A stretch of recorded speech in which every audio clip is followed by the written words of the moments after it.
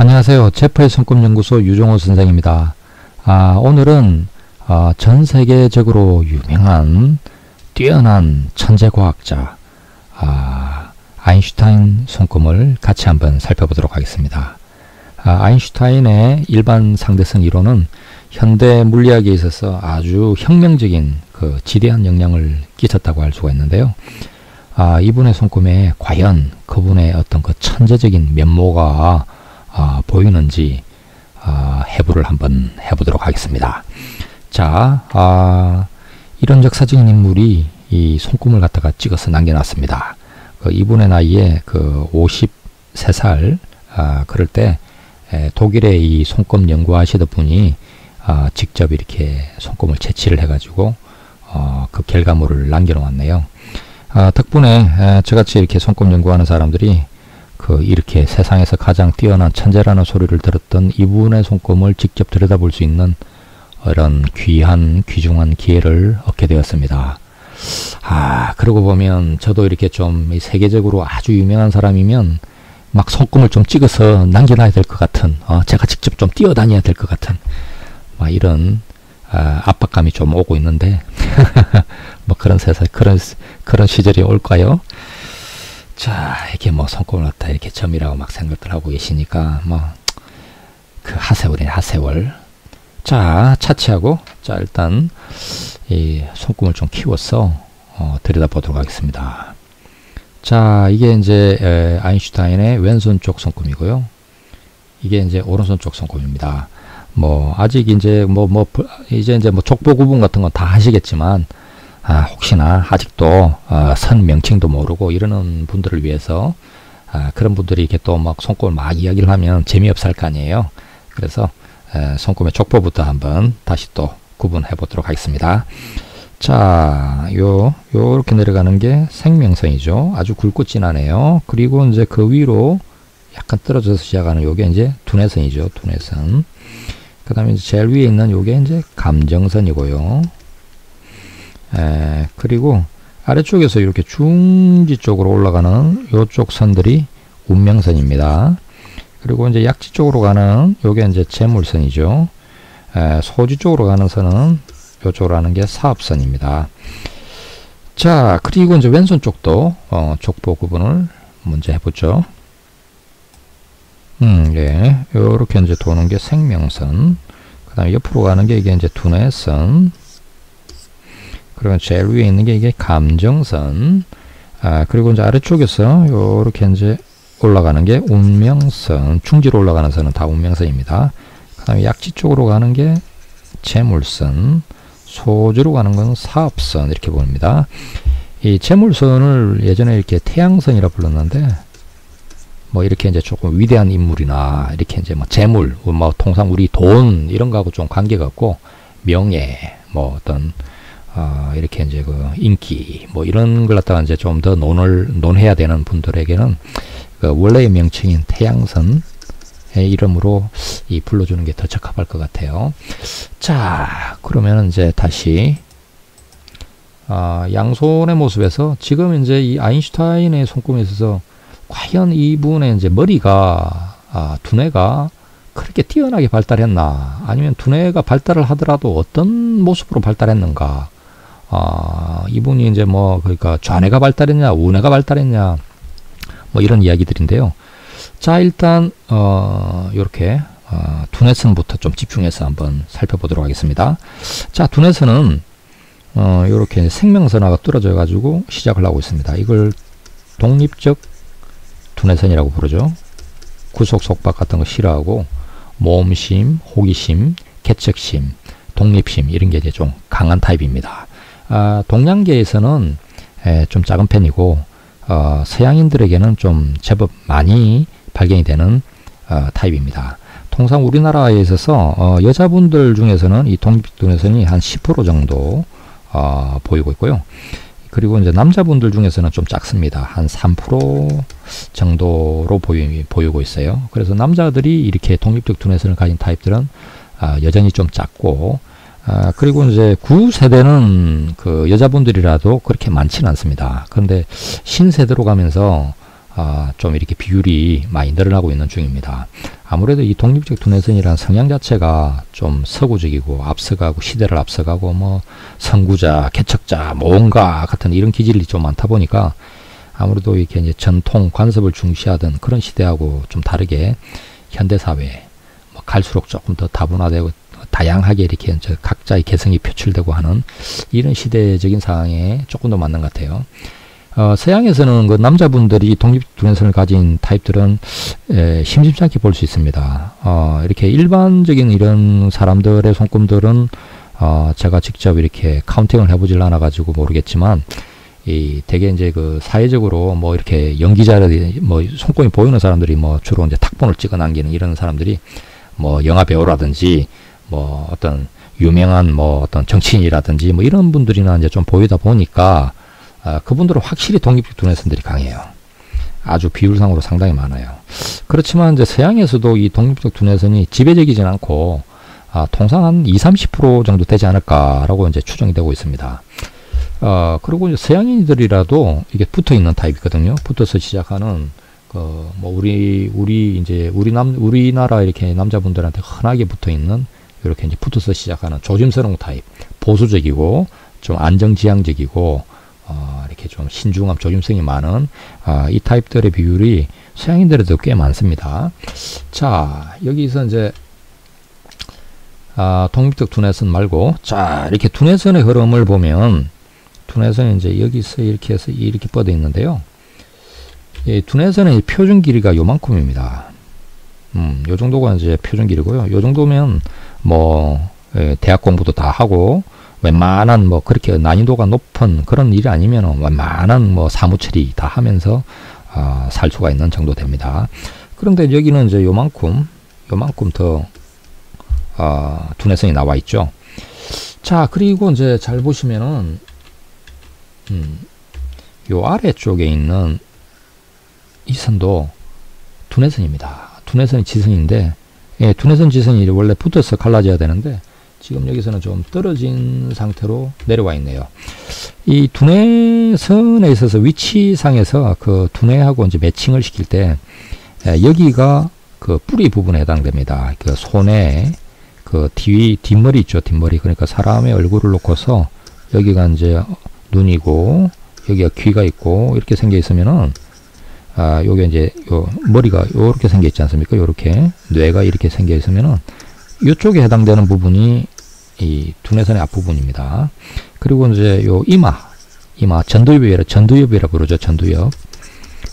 이 사고의 중추, 그 부분이 이쪽에 해당됩니다. 그래서 이 두뇌선이 이제 길게 이렇게 하여간 좀 뻗어가지고 가 있는 사람들이 기본적으로 보면 뭐 말도 잘하고 뭐 분석, 판단, 뭐 사고, 뭐 이렇게 이제 하여간 공부 좀 잘하고 뭐 하고 이런 사람들은 두뇌선이 되게 길어요. 짧은 사람들 중에서 공부를 잘하는 사람들은 그 희귀합니다. 희귀해. 그리고 어떻든 좀 길어요. 길게 뻗은 사람들이 뭐 말도 잘하고 뭐 어떤 앞에 사회적으로 좀 설치고 어쩌고 하는 사람들은 대개 다 조금 긴 편입니다. 자, 그래서 이제 여기 아인슈타인 손금에서도 뭐 충분히 기대했듯이 두뇌선이 조금 긴 것 같다. 이렇게 이제 길고 나눠져 있고 이렇게 이제 지선이 나눠지면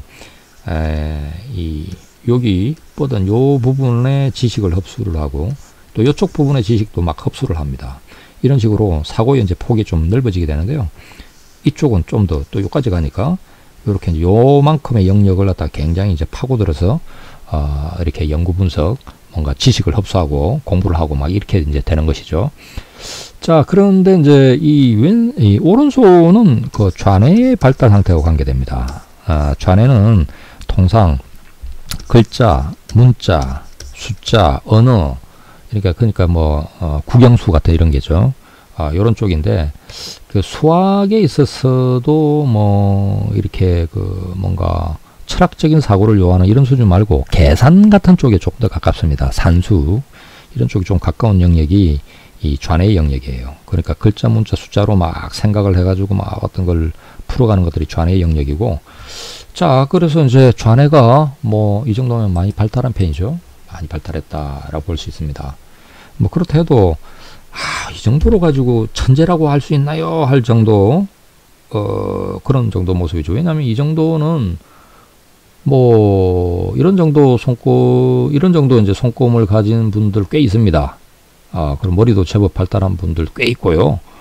그래서 여기 가지고는 뭐 일단 천재라 그러기는 좀 부족하다. 그러니까 머리가 똑똑한 건 맞고, 그렇지만 이제 천재라까지로 부르기는 좀 그렇다. 이런 정도 되고요. 자, 왼손 쪽을 보겠습니다. 왼손 쪽. 자, 왼손 쪽은 자, 여기도 이제 이 생명선하고 두뇌선하고 떨어져 시작하네요. 여기가 이제 두뇌선인데, 두뇌선이 흐름이 이렇게 가는 거 보이죠? 예, 그리고 이 지선도 이렇게 또 나와 있고. 자, 그런데 아래쪽도 선이 나와 있습니다. 뭐 예리하게, 굵고 길게 예리하게 가 있고요. 그리고 또 밑에 있는 하나 더 있습니다. 그래서 여기가 두뇌선에 이제 뻗은 갈래가 이 세 갈래로 나와 있는데, 원래 이제 표준 길이가 요만큼이니까 그냥 요거 하나만 갖고도 그냥 뭐 먹고 사는 겁니다. 그냥 뭐 웬만큼 뭐 어려운 일 아니면 일하고 살고 이러는 건데, 여기는 이제 그거 말고 요만큼이 더 나와 있는 거죠. 이 사실 이 가닥들 중에서 그냥 요만큼만 이렇게 뻗어 있으면 되게 똑똑하다 이 정도 됩니다. 근데 뭐 밑에 하나 둘 또 더 있으니까 이런 걸 가지고 또 삼중두뇌선이다 이렇게 부르지는 않지만, 어떻든 또 우뇌가 상당히 발달했네요.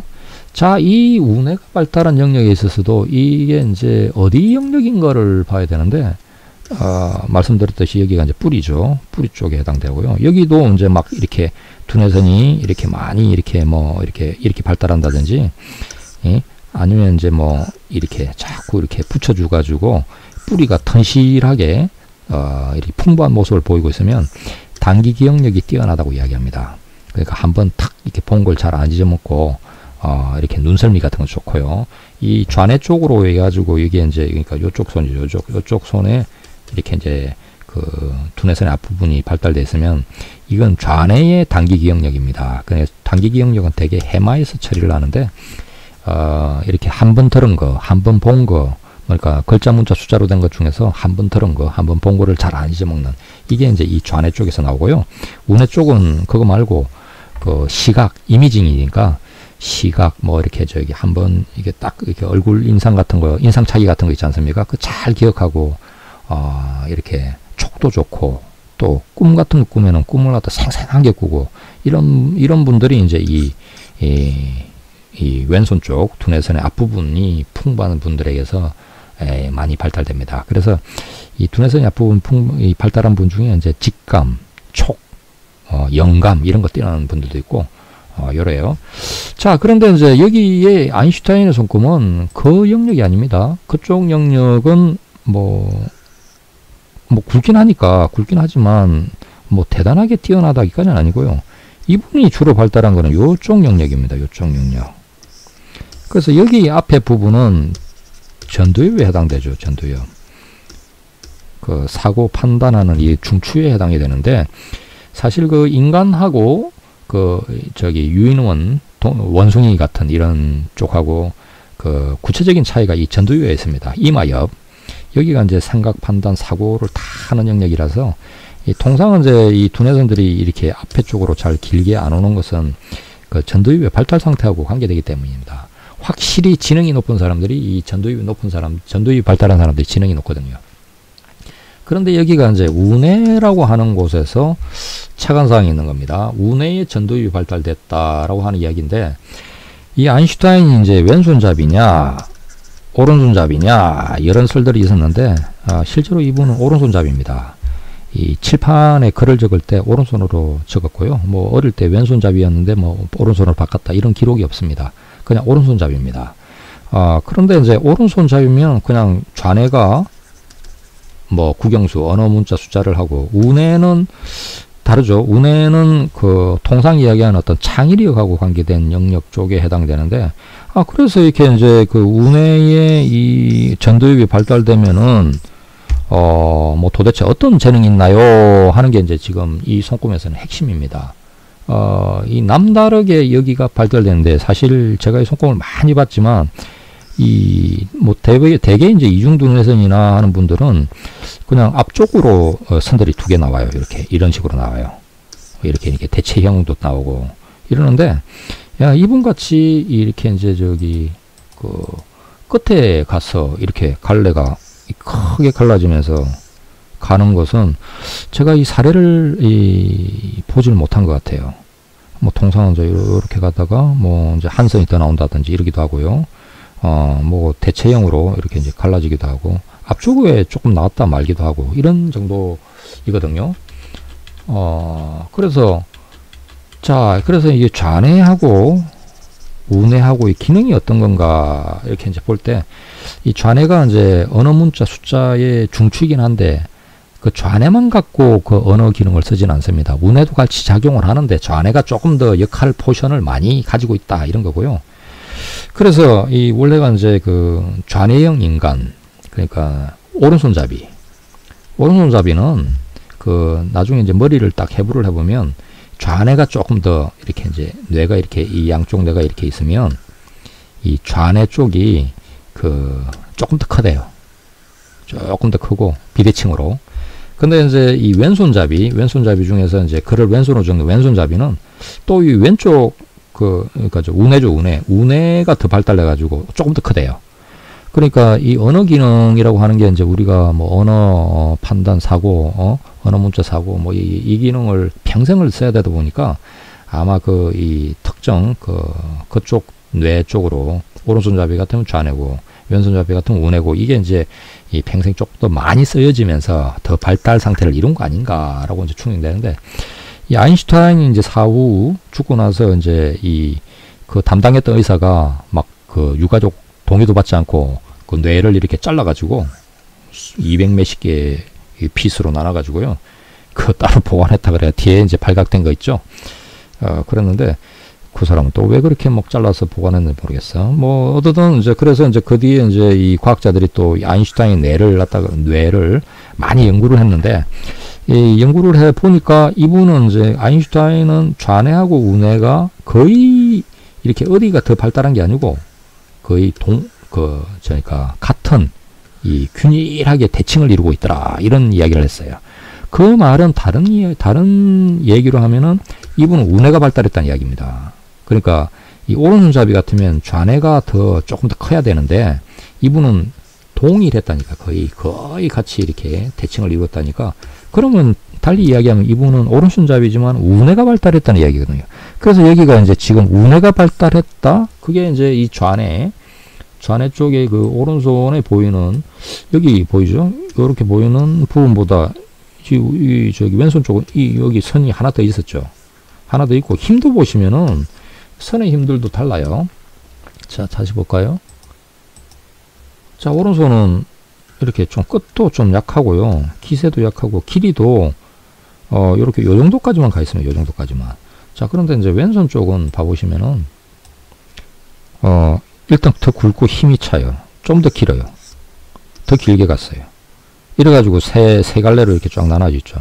그러니까 좌뇌로 치면 요 정도까지 뻗어는 걸 여기는 여기까지 더 뻗어 있다는 이야기입니다. 확실히 그 우뇌가 발달했네요. 자, 그래서 그 우뇌는 도대체 어떤 역할을 하나요?에 있어서 이제 좀 그 많은 그 연구들이 이루어졌죠. 그 천재, 창의력이 뛰어난 사람들이 우뇌가 발달했다 할 때 우뇌는 도대체 어떻게 작용하는가 이 부분인데 이 아인슈타인이 이제 이 브라운 운동이라고 해가지고 그 물에다가 이렇게 이제 그 잉크를 갖다가 이렇게 탁 이렇게 떨어뜨리면 막 잉크가 막 지멋대로 막 이렇게 이제 퍼지거든요. 그래서 뭐 이제 이게 이제 왜 그런지를 갖다가 이제 뭐 그때 당시에서는 사람들이 잘 몰랐었어요. 그때가 뭐 1800년대 후반 이러니까 이렇게 이제 1900년대 초반 이러니까 뭐 도대체 이제 이 브라운 운동이라고 하는 이게 이제 뭔가 이렇게 이상하게 잉크가 퍼지는 게 있다 이런 알았지만은 왜 이렇게 이제 뭐 이렇게 잉크가 뭐 이렇게 이상하게 번져가는지를 다들 그 이유를 몰랐죠. 그런데 이제 아인슈타인이 뜬금없이 이게 이 잉크 입자하고 물에 이렇게 물 분자하고가 막 충돌 나가지고 이렇게 잉크 입자가 이게 두들기 맞으니까 이렇게 물 분자하고 이렇게 퉁퉁퉁퉁 하다가 팅팅팅팅 이래가지고 이제 이 퍼져나가는 거 아니냐 이런 식으로 생각을 한 겁니다. 그러니까 뭐냐면 쳐다보다가 이거 뭐 이제 보다 보면 이 잉크가 이렇게 이제 이리 가는 거는 뭔가 누군가가 이렇게 자꾸 이렇게 부딪혀가지고 때려주니까 그런 거 아니냐? 그럼 뭐가 때렸을까? 할 때, 그럼 그게 물 속이니까 물 분자가 아니겠냐? 뭐 이런 식으로 그냥 생각을 한 거죠. 그러니까 뭐 논리적인 사고를 전개해서 이러는 개념보다는 뭔가 크게 개념으로 뭐 이럴 수 있지 않느냐. 사실 그 일반, 그러니까 그 상대성 이론 발견할 때도 E는 MC 제곱이다. 뭐 제가 문과 출신이라서 이게 세밀하게는 잘 모릅니다. 에너지가 질량하고 빛의 속도하고 관계가 있다 이건데요. 사실 그때 이때만 해도 에너지는 이분이 이제 이걸 발견할 이전까지만 해도 과학계에서는 에너지는 에너지대로 연구를 하고 있고 질량은 질량대로 연구를 하고 있고 빛은 빛대로 연구하고 있고 막 이런 식이었는데 이분이 어느 날 뜬금없이 이 질량하고 에너지가 서로 관계가 있지 않을까 라고 그냥 한번 가설을 세워본 겁니다. 그래서 막 이렇게 하다가 어떤 공식을 찾아낸 거죠. 그러니까 이렇게 어떤 전혀 뭐 상관없을 것 같은 거를 갖다가 한번 뭉쳐서 한번 느껴본 거죠. 그냥 한번 생각을 해본 거예요. 뭐 크게 그림을 갖다 한번 논리적으로 도대체 질량을 어떻게 해가지고 이걸 에너지로 가져가는 거를 어떤 걸 만들어내는 건 참 어려운데 에너지를 다시 또 질량하고 또 이렇게 뭐 에너지를 한참 연구를 하다가 결국 질량을 도출한다 이런 것도 좀 드문데 그렇게 어렵죠. 그런데 이제 이분은 이제 그냥 한번 생각을 해본 거예요. 야, 이거하고 이게 관계가 있지 않을까? 뜬금없이 나비가 이렇게 날아다니는 거하고 저쪽에 태풍이 오는 거하고 관계가 있지 않을까? 이런 식같이 막 이렇게 개념을 갖다가 막 이렇게 생각을 합니다. 추상적인 뭔가. 그래서 이제 한번 해보고 아니면 말고 근데 이제 막 파고들어서 이렇게 하다 보니까 제법 그럴싸하고 뭔가 찾아지고 이래서 더 논리를 붙이고 하다 보니 되는 거. 그래서 이 운해는 좀 매크로하게 예를 들면 숲을 본다 이러면 이 좌뇌는 굉장히 마이크로하게 들어가요. 마이크로하게 좀 이렇게 사소한 거, 세세한 거 이런 걸 갖다가 이제 자꾸 이렇게 파고 들어가려고 하는 성질이 있어요. 그래서 이거는 나무를 보는 거예요. 나무. 그러니까 나무는 잘 쳐다보지만 이 나무가 도대체 어떤 숲을 이루는지 이걸 못 봐요. 근데 운해는 숲은 막 보지만 개개의 그 나무는 또 세밀하게 잘 못 봐요. 그래서 어떤 창의적인 사고를 할 때 먼저 이렇게 이제 그 창의적인 사고라는 게 이 어떤 작은 걸 가지고서 자꾸 이렇게 자꾸 뭉치고 발전하고 이렇게 키우고 해가지고 큰 어떤 게 이루어지고 이러기는 좀 어렵고 오히려 큰 어떤 거에서 맥락을 먼저 보고 나서 이게 이제 이 세밀하게 어떤 구현을 해 들어가는 이런 식의 이제 되게 이제 창작 행위의 이제 큰 흐름이죠. 그래서 이 아인슈타인은 이제 머리상에서 이분은 운에는 아주 남다르게 뛰어나구나. 이 좌뇌의 이 발달은 이분보다 더 뛰어난 사람들이 꽤 많을 겁니다. 왜냐면 이 좌뇌는 뭐 이거 봐가지고는 뭐 두뇌선 하나 요런 정도 이런 정도는 많이 찾을 수 있어요. 뭐 이렇게 이제 서울대 가가지고 애들 쭉 줄 세 놓으면은 뭐 요 정도 되는 사람들은 많이 찾을 수 있을 거예요. 그렇지만 운해가 이런 정도로 발달했다. 이거는 그런 사람은 그렇게 흔치 않을 겁니다. 그리고 또 운해가 발달된 사람들이 또 있다 치더라도 이 현대 물리학의 이제 이 태동기 초창기에 또 이렇게 이분이 특히나 이렇게 어떤 그 물리학이라고 하는 이 영역에 관심을 가져서 이렇게 했으니까 그때 당시에 이 운해가 발달한 사람들이 뭐 다른 거 예를 들면 다른 거 돈 버는 거 이런 거 안 하고 이 연구를 했다 이런 사람이 이제 좀 많이 드물었겠죠. 그거 차이인 것 같아요.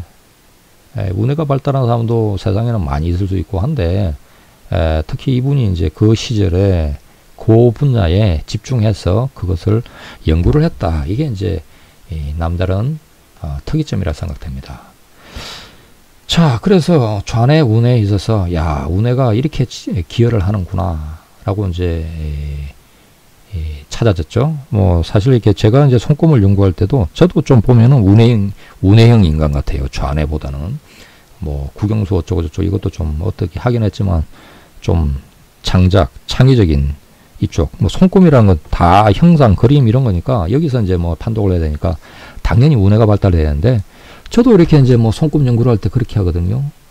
이거하고 뭐가 좀 관계가 있지 않을까 이렇게 그냥 뜬금없이 한번 생각을 해보는 겁니다. 발전을 자꾸 시켜서 야, 머리가 어쩌고 저쩌고 어디가 발달을 하면 이게 머리 앞부분 쪽 아닐까, 요거 뒷부분 아닐까, 가설을 세워서 막 이렇게 접근을 해보는 거죠. 그래서 케이스 테스트를 해보고 이러는데, 성격 같은 거 찾아낼 때도 야, 이게 감정선이 막 다른데 여기가 그 구분하는 기준이 아닐까, 뭐 이렇게 이제 생각을 해놓고 이제 그 다음에 이제 이 데이터를 수집해서 막 저기 확인을 해 들어갑니다. 그리고 뭐 몸 같은 거 찾을 때도 야, 이렇게 돼 있으면 여기가 위에 쪽 같고 여기 아래쪽 같아. 그럼 여기가 이제 목자리 아닐까? 여기는 이제 아랫배 쪽 제일 밑이니까 어디 하단부 그 어떤 대장이라든지 배출한 쪽 아닐까? 뭐 이런 식으로 이제 이 가설을 세워서 하고 했거든요. 그런 게 이제 일종의 이제 그 운회적인 사고 방식 같아요. 자, 그래서 남다르게 아인슈타인 손금에서는 운회가 되게 발달했네요는 일단 좀 찾아진 것 같아요. 자, 그러면 그 다음에 이분의 이제 손금상의 다른 특징들을 한번 봐봅시다. 자, 일단 올라가는 운명선이 여기 여행선에서 이렇게 가가지고 쫙 올라갔네요. 이렇게 이제 올라갔는데 위로 갈수록 뭐 사실 운명선은 약해집니다. 약해지는데 밑에 여기 쪽에서 이렇게 올라가고 사업선들이 이렇게 뻗치죠. 자, 여기서 이제 특기할 만한 부분은 바로 요 부분인데요. 이렇게 이제 여행선을 타고서 운명선이 올라갔다. 여행선을 타고서 운명선이 올라갔다. 그럴 때는 대개 이 본래 자기가 태어난 곳, 자란 곳에서 멀리 떨어진 곳으로 가서 거기서 직장을 스타트한다, 시작한다, 이런 식의 이제 의미가 많이 됩니다. 아인슈타인은 독일에서 태어났죠. 아버지가 유태인이고요. 어머니가 독일인이고 이렇게 태어났는데, 뭐 아버지가 이제 사업을 하다가 뭐 이제 자기 나이로 한 15살 이럴 때 사업이 좀 망해갖고 잘 안 돼갖고 이태리로 쭉 다 이민을 갔어요. 그런데 자기는 이제 이태리는 안 따라가고 그 스위스 쪽으로 가가지고 이렇게 이제 공부를 하다가 스위스 이제 그 공대를 다니셨죠. 스위스 연방공과대학교라고 하는 곳을 다녔는데, 요렇게 이제 갈라져서 간 게 이제 이렇게 이쪽이 다른 나라로 간 거고, 요렇게 이제 나눠져서 이렇게 이제 들어간 요게 스위스에서 이렇게 이제 대학을 다닌 요런 쪽에 이제 해당이 되고요. 자, 그래서 요렇게 이제 갈라져서 운명선이 시작하고 사업선이 시작하는 요 나이. 요 나이가 이제 졸업하고 나서 23살 때입니다. 23살 때 그 특허국에 취직을 해요. 그 스위스의 이제 특허국에 취직을 해가지고 이제 막 직장을 다니는 그 나이였어요. 그래 놓고 그 다음에 이제 여기서 이렇게 갈라져서 가는 요 나이를 측정해 보니까 27살이더라고요. 27살인데 27살에 특수 상대성 이론을 발표를 합니다. 특허국에 다니다가 그 몇 년 만에 논문을 갖다가 갑자기 한 4편을 이렇게 발표를 했는데, 그 중에 하나가 이 특허 상대성 이론이에요. 그래서 벌써 27에 어떤 뭔가 현대 물리학계에 아주 그냥 과학계에 이렇게 크게 뭔가 어떤 자기의 이름을 드러낸 거죠. 그리고 나서 이분의 이제 그 인생이 크게 이 주목을 받고 변하기 시작했죠. 자, 잘 보시면 직선형 운명선입니다. 직선형 운명선, 굵은 직선형 운명선. 이거는 큰 길을 나타내죠. 큰 길, 고든 길, 승승장구. 되게 직선으로 달리는 걸 가장 사람들이 좋아합니다. 큰 데서 잘 풀리는 의미가 있으니까요. 대기업, 관공서, 큰 길, 큰 업체.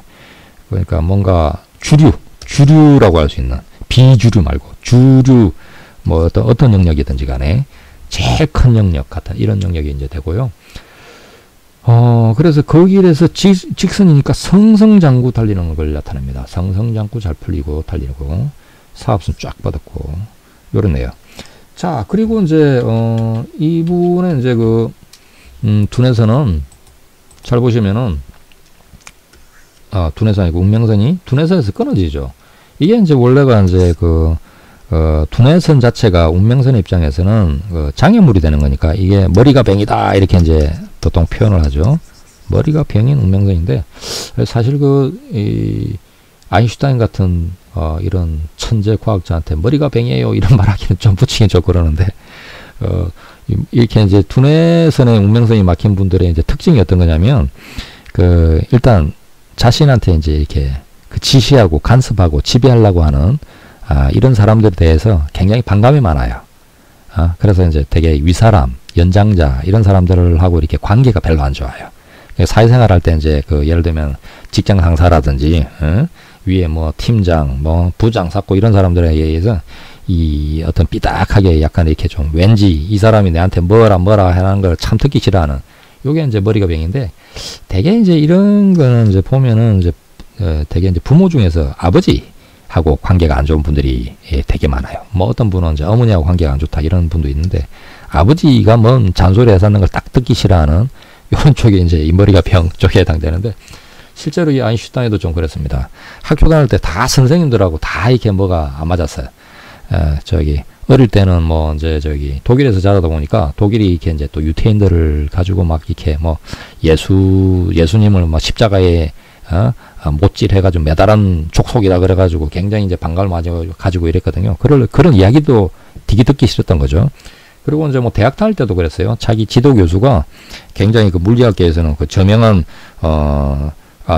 이제 수학자였는데, 이분하고 이제 뭐 이렇게 트러블이 많아가지고, 사실 이제 대학 졸업하고 이제 취직할 때 추천장도 못 받았어요. 뭐 대학생도 보니까 뭐 몇 명도 안 되더만 6명에게 이제 뭐 중에서 이제 6명 졸업하는데 4등 했는데, 겨우 6명한테 뭐 제자들 6명한테 추천서도 안 써주는 그런 지도 교수니까 뭐 무슨 하여가 트러블이 그렇게 많았나 봐요. 그래가지고 이제 이분 하여가 이제 그렇게 머리가 병이다 하는 이 현상은 있었습니다. 다만 이제 주목할 거는 여기 재물선이 올라가는 요 나이가 한 36에서 37쯤 됩니다. 요때가 이제 이게 30 중반 여기니까요. 36, 7째는 요 나이인데, 이때 일반 상대성 이론을 발표를 합니다. 그래서 요게 이제 이분의 이제 재물선, 태양선이죠. 태양선의 밑바탕을 이뤘죠. 자, 그리고 이제 이 태양선은 올라가다가 여기 부분 잘 보시면은, 다시요, 저기 부분에 장애선이 이렇게 막 두뇌선에서 시작하는 이 장애선들 같은 게 지납니다. 2개나 지나네요. 그런데 이제 이 재물선 쪽도 만만치 않네요. 2줄 올라갑니다. 2줄 보이시나요? 조금 키워볼까요? 네. 올라가는 선이 이렇게 되면서 붙었죠. 또 2줄이죠. 여기가 이렇게 지금 별 문양이 만들어진 제도입니다. 별 문양. 저 나이가 43살. 43살 때 노벨 물리학상을 받았죠. 노벨 물리학상. 이때만 해도 과학계가 굉장히 보수적이라서 특수 상대성 이론이라든지 일반 상대성 이론이라든지 이런 걸로 노벨상을 준 게 아니고, 앞에 이렇게 이제 연구한 것 중에서 27살 때 이렇게 발표했던 논문 중에 광전 효과에 대한 이런 이론에 대한 글이 있었는데, 그거 갖고 노벨 물리학상을 줬습니다. 그러니까 이제 특수 상대성 이론이라든지 일반 상대성 이론이라든지 이런 걸로 노벨상을 훨씬 더 줘야 됨에도 불구하고 다른 걸로 이렇게 상을 줬는데, 어떻든 그 뒤로 이분의 이제 크게 이게 이제 세상에서 주목을 받은 뒤에 이 재물선이 이렇게 뻗어 올라서, 여기도 보시면 별이 있어요. 근데 여기도 잘 보시면 막 이렇게 돼가지고 별 문양이 터져 있습니다. 자, 다시 한번 볼까요? 네. 재물선 2줄로 쭉 올라가죠. 2줄로 올라가면서 요 자리가 별 문양이 만들어진 자리입니다. 2줄에 이렇게 하나, 둘, 셋, 넷 이렇게 된 거 보이시죠? 자, 그리고 잘 보시면 여기 부분도 하나, 둘, 셋, 넷, 다섯 이렇게 막 이런 식으로 올라가는 별이 막 형성되어 있는 이런 자리입니다. 대단하네요. 자, 여기 이제 이 아인슈타인 손금에서는 별 문양이 꽤 많이 있어요. 왼손 쪽도 보면 봐보시면 태양고의 별, 요 자리가 별 자리입니다. 별이 만들어지는데, 요거 이제 귀인선, 제2야성 태양선이죠. 귀인선하고 재물선하고, 그 다음에 이렇게 이제 요런 건 이제 장애선에 해당되는, 장애선을 확 끊으면 안 됩니다. 그리고 이제 요렇게 밑에서 또 합쳐주고, 이래가지고 여기가 이제 별이 터져 있는 자리입니다.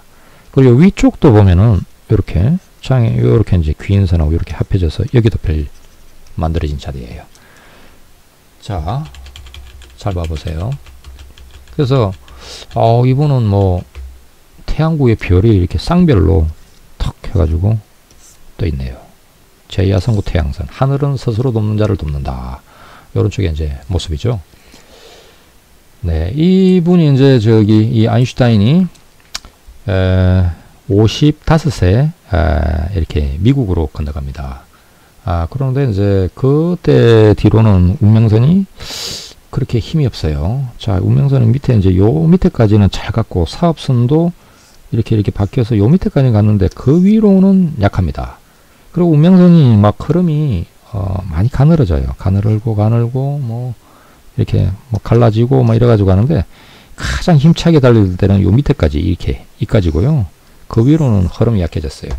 그러니까 결국은 이제 미국으로 가서 정도의, 그러니까 거의 한 50 초반을 넘어가는 이 뒤로는 뭐 그렇게 크게 이 과학적인 뭔가 직업적인 활동, 활약 같은 거가 그다지 크지 않았다라고도 좀 볼 수 있겠네요. 정열적으로 뭐 왕성하게 연구하고, 뭐 이분이 주로 한 게 이제 뭐 돈 벌고 일하고 이런 개념보다는 어떤 물리학계, 그러니까 뭐 어떤 그 물리학 연구를 해가지고 큰 뭐 어떤 업적을 세우고 하는 이런 쪽이었는데, 그쪽으로는 이제 뭐 흐름이 뭐 이렇게 50 초반 이렇게 넘어가서는 그냥 뭐 이래저래 에너지가 분산돼 버리고 약해진 형상이 됐습니다. 사실은 이게 미국으로 와서 이제 프린스턴 대학에서 교수를 하고 이렇게 지내셨지만, 뭐 과학적인 이런 업적으로 이렇게 뭐 대단하게 또 노년에 연구를 많이 하고 한 건 아니었고요.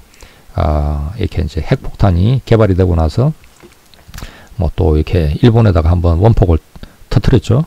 그 뒤로는 이제 이 노년기에는 주로 반전 운동하고 핵무기에 대한 어떤 그 위험성을 이 세상 사람들한테 경고를 하고 하는 반핵 반전 운동, 이쪽에 이제 집중하면서 노년을 좀 보내면서 뭐 정치적인 관심을 오히려 좀 많이 드러낸 사회운동도 하고 요런 식이었죠.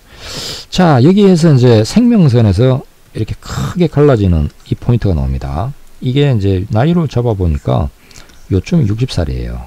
근데 이 갈라지는 포인트에 그 나이에서 일어났던 사건 사고가 어떤 거냐면, 요 때가 1939년도 정도 되는데 61살 때입니다. 61살 때 독일에서 그 핵폭탄 개발 연구를 시작합니다. 그래서 이 아인슈타인이 그때 당시에 이제 미국 대통령에게, 그때가 이렇게 루즈벨트 대통령이죠. 루즈벨트 대통령에게 지금 이렇게 미국도 빨리 그 핵폭탄 개발을 해야 된다. 안 그러면 독일에 늦어지면 이건 이제 뭐 잘못하면 이제 큰일 난다. 전쟁에도 지고 문제가 생긴다. 이렇게 이제 해서 이 독일의 그 개발 때문에 미국이 이렇게 이제 핵폭탄을 개발하는 걸 연구하기 시작합니다. 그래서 이제 요 뒤로 39년이니까 45년에 이제 개발된 걸 가지고 뭐 이렇게 이제 독일에다가 먼저 쓰려고 그랬는데, 독일이 이제 뭐 항복한 바람에 일본으로 가서 일본에 먼저 핵폭탄을 터뜨렸죠. 그래서 이제 이분의 삶의 영역에 있어서는 이 39년, 40년을 넘어서부터는 그 관점 자체가 이제 좀 새로운 세상으로 가게 되는 개념이 됩니다. 요렇게 이제 여행선이 있어서 여기서 이제 운명선이 출발했을 때는 초년에는 그 스위스에 이렇게 가서 특허국에서 그러니까 스위스에서 이제 대학을 가고 특허국에서 다니면서 이제 물리학을 연구한, 그래서 이제 특수상대성 이론 같은 걸 갖다가 여기서 이제 발표를 하고 하는 그 시절이었고, 나이가 들어서의 이때는 이제 이게 이제 결실을 맺어가지고 이게 구체적으로 핵폭탄으로까지 만들어져가지고 원자탄, 그래서 그게 이제 이 세상에 이제 뭐 큰 어떤 세상을 갖다가 이제 원자 폭탄이 나오기 전하고 원자 폭탄이 나온 뒤의 세상 자체가 달라져 버렸죠. 그 뒤로 이 원자탄을 도대체 이 원자탄을 가진 나라가 전쟁에서는 이길 수밖에 없는데 이 원자탄을 만드는 걸 갖다가 각 국가가 다 하려고 그럴 건데 이걸 막을 수가 없다. 하는 이런 식의 이제 이 세상이 돼버린 거죠. 그래서 뭐 지금 전 세계 많은 나라들이 강대국들은 다 들고 있고 지금 북한도 막 핵폭탄을 갖다가 만들어 가지고 지금 우리를 위협하는 그런 상황이 됐는데 이게 실제로 이제 이 아인슈타인이 초기에 연구를 했을 때 그 결과물로 나온 세상이 돼버렸죠. 아인슈타인이 핵폭탄 만들려고 시작은 하지는 않았지만은 그분의 이렇게 연구가 이렇게 쭉 이어진 그 결과물로 결국은 원자폭탄이 나왔죠. 핵폭탄이 나와서 지금은 이제 수소폭탄이니 뭐 중성자탄이니 뭐 이런 것까지 이제 세상이 되어버렸는데 그렇습니다. 그래서 이제 이분이 의도하지는 않았지만 세상은 바뀌어버렸죠. 크게 바뀌어버렸죠. 현대 물리학계도 바뀌어버렸고 세상 자체가 많이 바뀌어버렸죠. 자, 그리고 이제 이 생명선이 내려가다가요. 여기 이제 끝나는 지점, 여기가 이제 이렇게 이제 장애선도 좀 나오고 갑자기 생명선이 뚝 떨어지면서 안쪽으로 물러나는 지대가 나옵니다. 요 지대가 나이로 치면은 여기가 이제 77살쯤 됩니다. 요때 아인슈타인이 갑자기 이렇게 이제 돌아가셨죠. 뭐 내장기관에 이렇게 했던 혈관이 터져가지고 그 뇌출혈이라고 이야기하더라고요. 그 혈관이 터져서 이렇게 돌아가셨다고 이야기하는데 급작스럽게 돌아가셨어요. 여기 이제 이 실제로 보면은 손금이 이렇게 굉장히 생명선이 길게 내려가지 않냐고 하는데 잘 보시면은 여기 전부 다가 손바닥이 아니고요. 요렇게 돼서 요까지가 손바닥이고요.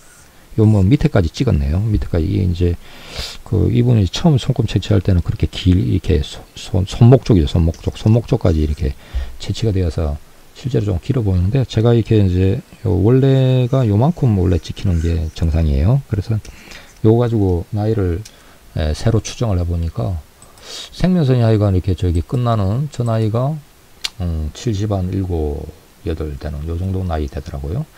근데 이거는 이제 왼손 쪽도 비슷해요. 왼손 쪽도 여기 보시면은 생명선이 갑자기 요쯤에 보니까는 갑자기 잘라지죠. 갑자기 끊어지면서 네, 안쪽에서 이렇게 막 이런 선이 보는데 이 선이 원래 족보가 죽음의 선입니다. 그래서 이 나이를 또 측정해 보니까 여기도 이제 왼손도 좀 이렇게 아래 이 손목선이에요. 손목선. 요렇게 이제 돼 있는 건데 요렇게 그래서 이제 나이를 갖다 이렇게 추정을 해서 재봤더니 77살 좀 나오더라고요. 그래서 77살 되는 나이가 고비였나 봐요. 그래서 그때 이제 돌아가셨습니다. 자, 손금을 갖다 조금 더 살펴보면 뭐 다른 모습들도 좀 있죠. 사실 아인슈타인에게 있어서 뭐 우리가 이제 궁금해하는 부분들은 뭐 머리가 얼마나 뛰어났냐 어쩌고 하는 건데 그거 외에 이제 인간적인 모습으로 어떤 아인슈타인을 보면은 요때 이제 지금 이 손금이 53살 때쯤이니까 가다가 이제 뭐 미국으로 그 어떤 망명 그 이민을 가기 조금 전 정도 되는데 가다가 운명선도 끊어지지요. 감정선 봐요. 감정선 끝이 내려가요. 이렇게 내려가는 거. 감정선이 이렇게 하향을 하는 거는 그 슬픔, 상처, 배신감 막 이런 걸 느끼는 그런 개념들인데 여러 가지 위축이 되고 좀 뭐랄까 인간적인 상처도 받고 뭐 그런 모습들이 좀 있네요. 그리고 이제 유년기 때도 요게 이제 그 유년기에 해당되는데 감정선이 내려가서 이제 투네스를 치는 자라날 때 뭐 이제 유태인이라고 막 옆에서 이제 그 사람들한테 이제 뭐 이게 따돌림이나 이상한 소리 들어가면서 자라는 이런 시절이 있었으니까 그 유년기가 그랬고요. 결혼선도 하향하고 있죠. 이별수입니다. 이별수. 뭐 결혼을 갖다가 이제 한 거는 26살 때인가 이렇게 이제 하셨는데 뭐 많이 살지 않고 41살쯤 됐을 때 보니까 이 배우자 영양선은 원래 뚜렷하게 내려갔는데 이렇게 장애선이 탁 온 요 나이에 그냥 이혼을 하셨더라고요. 41살 때 이혼을 하셨고 뭐 그렇던 모습이에요. 그리고 이제 감정선을 보면 감정선이 오른쪽도 그다지 잘 뻗어 있지 않습니다. 네, 오른손의 이 감정선을 보면 감정선이 그다지 힘이 없어요. 뭔가 잘난 사람 같으면 다 이렇게 뭐 내잘났다 이렇게 뻗고 있거나 막 이렇게 좀 길게 힘있게 이렇게 할 건데, 아인슈타인은 감정선 끝이 그렇게 이렇게 왕성하게 강하게 힘차게 확 뻗지는 않았네요.